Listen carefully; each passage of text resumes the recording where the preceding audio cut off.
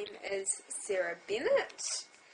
I am from Hamilton, New Zealand, originally born in Tokoroa, but I've lived here for about 12 years of my life. My ethnicity is I'm half British and I'm half Israeli.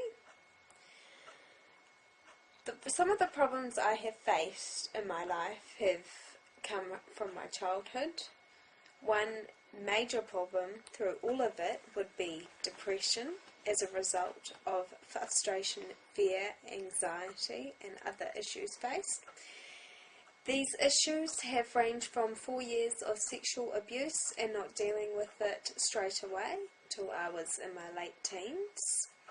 This caused me to feel very lonely as a child and isolated. Also, in my teenage years, it caused me frustration to be able to trust anyone to express my emotions to and to communicate. I was very bad socially because I also got bullied in high school in my early years. But after that, I learnt which people I should pick and which people I shouldn't pick for my friends. When I was about 17, I decided that all these emotions had just got to a stage where it was impossible to do anything with my friends. I had become very compulsive with working. I had held 2 jobs down and was working extremely hard, and I found it very hard to stop because it was a way of beating myself up for my past. I also got to a point where I was very, very frustrated and I was screaming a lot. So I decided to see a counsellor and a psychologist. What made me do this is the point in which I faced was I realised that looking at others around me, there was something wrong with me. And not just one thing, a couple of things. And I knew that it wasn't from facing the past and the emotions that happened from the past, such as depression, fear, communication, trust, anxiety, isolation, and I knew that this was not a healthy way of living. I came to a point where I was so unhappy, I couldn't eat, I couldn't communicate, I didn't want to see anyone, I was angry, I was frustrated, I was taking it out on others, my emotions were very, very down, and then they could be up. When I sought help for the psychologist and the counsellor, they told me that I had to face my problems and that I had to stand up for myself and tell people that they had hurt me and go and tell these people, which was very, very hard for me to do. I did confront the person who sexually abused me, who loved. My motivation to do these things came about of people like my parents and my friends trying to get me out and trying to talk to me and communicate with me, and trying to get me to face these things and see these things about myself and encouraging me to express myself. But I realised is that I needed to seek professional help because these were problems that had become habitual for me and they were hard to break. And when I saw other people around me, I realised that if I keep going like this, I'm not going to get anywhere with my life. So my main motivations were just to become someone that I was, not someone that other people had destructed me through and I had destructed myself was. This was not who I am. So I decided that I wanted to find my true self and what I could do with my life instead of sulking and being bitter about my past with all the emotional baggage carrying. It was just getting too much for me. So I decided that I would face these issues through help and support. So I seek psychological counselling support, and I did this for about 7 months, both at the same time. I continued to go there. I kept a diary of my emotions, and I just kept going. This through spending more time with family and friends, and also seeking what I wanted to do with my life, what career do I want to have. And at the moment I'm in the psychology field, which I really, really enjoy because I can understand a lot of the psychology that I study as I've been through a lot of sort of mental issues and psychological issues myself, and I've had my ups and downs in life. My journey has been very up and down. Although my journey has been rough, and it continues, I do still have my days. Before my journey, before I came from where I am now, I would not talk to people about things. I would bottle it up. But now, through my journey, although I still have bad days, I'm more confident to talk to people about what I have been through. My journey has been very rough. My childhood has been terrible. My teenage years were nothing at all, really.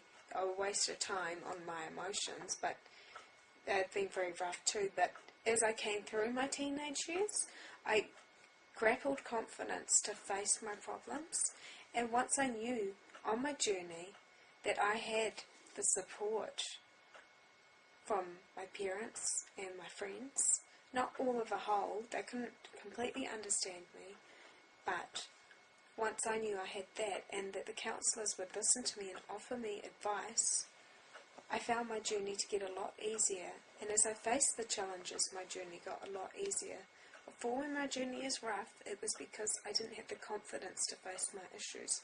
But once I managed to get my confidence back, step by step, my journey became easier. And also, out of my journey, I have learnt to understand and be non-judgmental of people's problems today.